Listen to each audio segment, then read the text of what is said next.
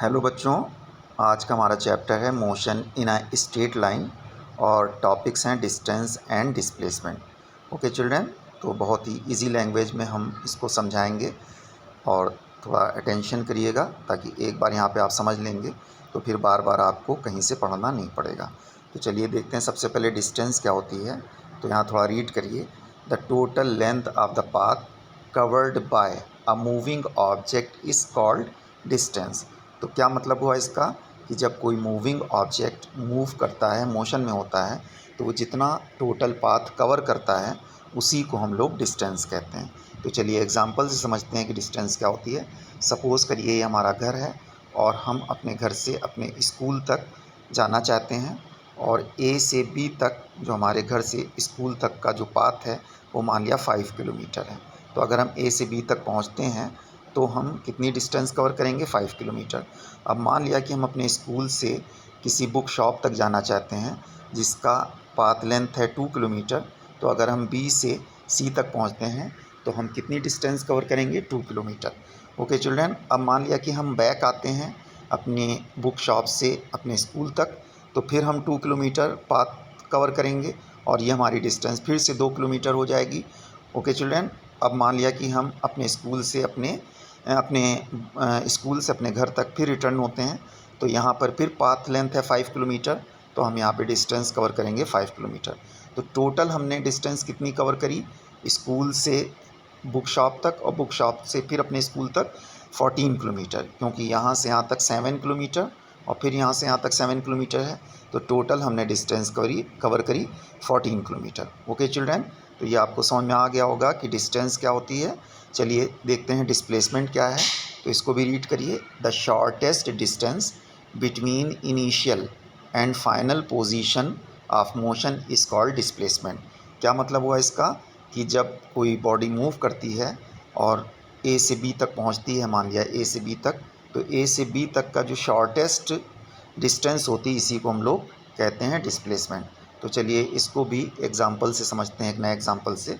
Suppose करिए कि हमें ए से बी तक जाना है, तो ए से बी तक के कई रास्ते हो सकते हैं।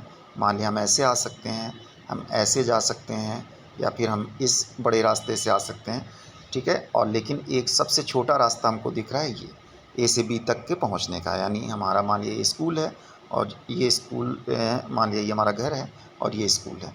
ओके चिल्ड्रन, ए से बी तक हम, ठीक है, एक शॉर्टेस्ट रास्ते भी से जा सकते हैं, तो इसी को हम लोग कहेंगे डिस्प्लेसमेंट, जो ये सबसे शॉर्टेस्ट पाथ है। ओके चिल्ड्रन, और ये सब हमारी डिस्टेंस हुई। ओके, तो ये आपको समझ में आ गया होगा कि डिस्टेंस और डिस्प्लेसमेंट क्या होता है। चलिए इसको हम 2-3 डायग्राम से समझते हैं एक साथ कि डिस्टेंस और डिस्प्लेसमेंट क्या है। ओके चिल्ड्रन, सपोज़ करिए कि ये पीटर हैं और ये अपने घर से अपने स्कूल तक जाना चाहते हैं। तो इनको ये 2 रास्ते नज़र आ रहे हैं, या तो ये ऐसे डायरेक्टली जा सकते हैं या फिर ये इधर से ऐसे आ सकते हैं। ओके चिल्ड्रन, सपोज़ करिए कि यहाँ पर कोई रिवर फ्लो कर रही है और ये अपने घर से अपने स्कूल तक ऐसे नहीं जा सकते। ओके, और ये इस पाथ से आते हैं, तो ये जो इन्हीं ने ये जो पाथ कवर किया ये कहलाएगा इनकी डिस्टेंस। ओके चिल्ड्रन, और सपोज़ करिए अगर ये ऐसे डायरेक्ट पहुंच पाते तो ये इनका डिस्प्लेसमेंट था, क्योंकि ये इनिशियल और फाइनल पोजीशन यानी अपने स्कूल से कॉलेज तक की जो पोजीशन है वो सबसे शॉर्टेस्ट है यहाँ पर, ये डायरेक्टली, तो ये हुआ इनका डिस्प्लेसमेंट। ओके चिल्ड्रन, चलिए एक दूसरे एग्जांपल से समझते हैं इसको हम लोग, डिस्टेंस और डिस्प्लेसमेंट को एक साथ। सपोज़ करिए ये हमारा घर ए है और ये जो डी है ये हमारे रिलेटिव का घर है। ओके चिल्ड्रन, तो यहाँ पे भी हम 2 रास्ते से पहुँच सकते हैं, या तो हम डायरेक्टली ए से डी ऐसे पहुँच जाएं, या फिर ए से हम बी तक जाएं, बी से सी और सी से डी तक ऐसे। ओके चिल्ड्रन, अब मान लिया कि हम ऐसे जाना चाहते हैं, तो हमने यहाँ से यहाँ तक की डिस्टेंस कवर करी, यहाँ से यहाँ तक का पाथ कवर किया और इसको कहलाएगा डिस्टेंस। अगर हम ये पहुँच जाते डायरेक्टली तो ये डिस्प्लेसमेंट था। ओके चिल्ड्रन, सेम ऐसे ही आप यहाँ पे भी देख सकते हो कि मान लिया कि हम अपने स्कूल से, ठीक है, और अपने घर तक जाना चाहते हैं। ओके, तो यहाँ पर देखिए 2 रास्ते नज़र आ रहे हैं, या तो हम ऐसे करके ऐसे पहुँचें और या फिर हम डायरेक्टली। अब सपोज़ करिए कि यहाँ पे कोई रोड वर्क चल रहा है और हम डायरेक्टली ऐसे नहीं पहुँच सकते, ठीक है, तो हम ऐसे जाएंगे, ऐसे और ऐसे। तो ये तो बड़ा पाथ है तो ये कहलाएगी डिस्टेंस, और ये जो सबसे छोटा पाथ था अगर हम ऐसे पहुंचते तो ये थी हमारा डिस्प्लेसमेंट। ओके चिल्ड्रन, ऐसे ही एक एग्जांपल और ले सकते हैं आप यहाँ पे डिस्टेंस और डिस्प्लेसमेंट का। सपोज़ करिए कि हम इस ट्री से और इस ट्री तक पहुँचना चाहते हैं, ठीक है। तो यहाँ पे भी दो रास्ते हैं, या तो हम सीधे इस ट्री से इस ट्री तक ऐसे पहुँच सकते हैं, या फिर हम ऐसे घूम के जा सकते हैं। ओके चिल्ड्रन, तो ये जो हमारी पाथ होगा ये डिस्टेंस कहलाएगा, और ये जो सबसे छोटा पाथ दिख रहा है डायरेक्टली ये डिस्प्लेसमेंट कहलाएगा। तो आपको समझ में आ गया होगा इन एग्जांपल से कि डिस्टेंस और डिस्प्लेसमेंट क्या होता है। चलिए ओके, अब हम लोग कुछ और देखते हैं यहाँ पर डिस्टेंस और डिस्प्लेसमेंट के बारे में। तो यहाँ पर children please wait.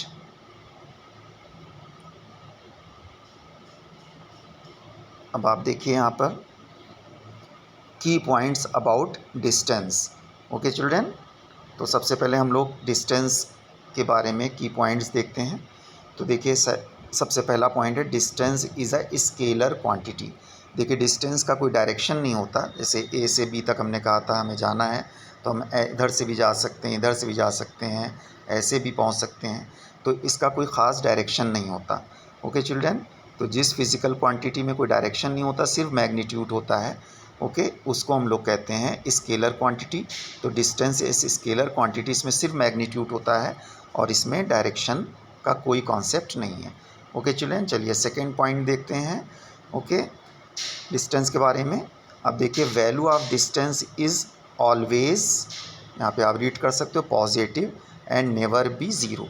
Okay children, तो इसका मतलब क्या हुआ कि जब हम कोई डिस्टेंस कवर करते हैं, कोई पाथ कवर करते हैं, तो उसकी कोई ना कोई वैल्यू ज़रूर होती है। मान लिया हम ए से बी तक आए तो हम कोई ना कोई पाथ की लेंथ ज़रूर कवर करेंगे, ठीक है। तो ये कभी ज़ीरो नहीं हो सकता और हमेशा पॉजिटिव होगा, ठीक है। निगेटिव भी नहीं हो सकती डिस्टेंस। ओके चिल्ड्रन, तो सेकेंड पॉइंट आपको समझ में आ गया होगा। अब थर्ड पॉइंट देखिए, डिस्टेंस इज़ ईदर इक्वल और ग्रेटर देन डिस्प्लेसमेंट। तो जो डिस्टेंस होती है वो या तो डिस्प्लेसमेंट की इक्वल हो सकती है या हमेशा ज़्यादा होगी। तो इसको हम समझते हैं कैसे ऐसे हो सकता है, ठीक है। तो देखिए यहाँ पर ए और बी पॉइंट तक हमको जाना है, ठीक है। तो हम ऐसे पहुँचे और या फिर हम ऐसे जा सकते हैं, ठीक है। तो अगर हम ऐसे जाते हैं तो ये हमारा डिस्टेंस हुई और ये हमारा डिस्प्लेसमेंट है। तो डिस्टेंस डिस्प्लेसमेंट से ज़्यादा हो गई। अब मान लिया हमारे पहुंचने का रास्ता सिर्फ यही है, ए से बी तक सिर्फ डायरेक्टली ये, तो ये डिस्टेंस भी मानी जाएगी और ये डिस्प्लेसमेंट भी माना जाएगा। तो डिस्टेंस और डिस्प्लेसमेंट यहाँ पर इक्वल हो जाएगा। ओके चिल्ड्रन, तो ये पॉइंट आपको समझ में आ गए होंगे कि डिस्टेंस जो है वो या तो डिस्प्लेसमेंट की इक्वल होगी या हमेशा ज़्यादा होगी। ओके चिल्ड्रन, चलिए नेक्स्ट पॉइंट देखते हैं डिस्प्लेसमेंट के बारे में। तो यहाँ पे देखिए displacement is a vector quantity. अब देखिए डिस्प्लेसमेंट एक वेक्टर क्वांटिटी है क्योंकि इसमें मैग्नीट्यूड के साथ साथ डायरेक्शन की भी ज़रूरत है। तो देखिए जैसे ए से बी तक हमको मूव करना है और ये हमारा डिस्प्लेसमेंट है डायरेक्टली पहुंचने का, तो इसका एक ख़ास डायरेक्शन है कि जब हम ए से बी तक इसी डायरेक्शन में जाएंगे, यानी सपोज़ करिए ये ईस्ट डायरेक्शन है, ठीक है, तो हम तभी पहुंच पाएंगे। तो ये तो एक डायरेक्शन हो गया, तो इसीलिए, और मान लिया ये हम 2 किलोमीटर मूव किए, तो यहाँ पर मैग्नीट्यूड के साथ साथ यहाँ पर डायरेक्शन भी, अगर हम इधर नहीं जाएंगे तो हम बी तक नहीं पहुँचेंगे। ओके चिल्ड्रन, तो इसलिए कहा जाता है कि displacement is a vector quantity. Okay children, चलिए नेक्स्ट देखते हैं डिस्प्लेसमेंट के बारे में, please wait. Okay, value of displacement में बी पॉजिटिव, निगेटिव और ज़ीरो। तो डिस्प्लेसमेंट ज़ीरो भी हो सकता है, डिस्प्लेसमेंट निगेटिव भी हो सकता है और डिस्प्लेसमेंट पॉजिटिव भी हो सकता है। तो देखें कैसे, देखिए जब हम पॉजिटिव डायरेक्शन में जाते हैं तब हमारा डिस्प्लेसमेंट पॉजिटिव होता है, प्लीज़ वेट। ओके, ये मान लिया हमारा, आपको मालूम है इधर प्लस होता है इधर माइनस, और ये ओरिजिन है ये ज़ीरो। ओके, तो अगर हम इस डायरेक्शन में जाएंगे तो हमारा डिस्प्लेसमेंट पॉजिटिव होगा, अगर हम इस डायरेक्शन में हम जाते हैं तो हमारा डिस्प्लेसमेंट निगेटिव होगा, और अगर हम अपने इनिशियल पॉइंट पर लौट आते हैं तो हमारा डिस्प्लेसमेंट ज़ीरो होगा। ओके चिल्ड्रन, तो डिस्प्लेसमेंट पॉजिटिव भी हो सकता है, निगेटिव भी हो सकता है और ज़ीरो भी हो सकता है। तो फिर से यहाँ पे डायग्राम में आप देख लीजिए, मान लिया कि ये ज़ीरो यहाँ से चलना शुरू करती है कार और ये आगे यहाँ 6 किलोमीटर तक जाती है। तो ये हुआ पॉजिटिव डिस्प्लेसमेंट। ओके चिल्ड्रेन, अब मान लिया कि ये फिर रिटर्न हो करके यहाँ पर अपने इनिशियल पॉइंट पर आ जाती है, तो इसका डिस्प्लेसमेंट हो गया 0, क्योंकि इसका फाइनल पॉइंट और इनिशियल पॉइंट एक ही हो गया। तो ये डिस्प्लेसमेंट 0 हुआ, लेकिन डिस्टेंस 0 नहीं हुई, डिस्टेंस ट्वाइस हो गई यहाँ पे। ओके चिल्ड्रेन, अब यहाँ पे अगर हम 0 के इधर चले जाएं, ठीक है, तो ये निगेटिव डिस्प्लेसमेंट हुआ। ओके चिल्ड्रेन, यानी अपने इनिशियल पॉइंट से आगे गए और फिर रिटर्न हुए, और फिर इनिशियल पॉइंट पे रिटर्न होने के बाद हम पीछे चले गए, तो ये हमारा डिस्प्लेसमेंट क्या माना जाएगा? निगेटिव। तो उम्मीद कर रहे हैं कि आपको समझ में आ गया होगा। चलिए, थैंक यू।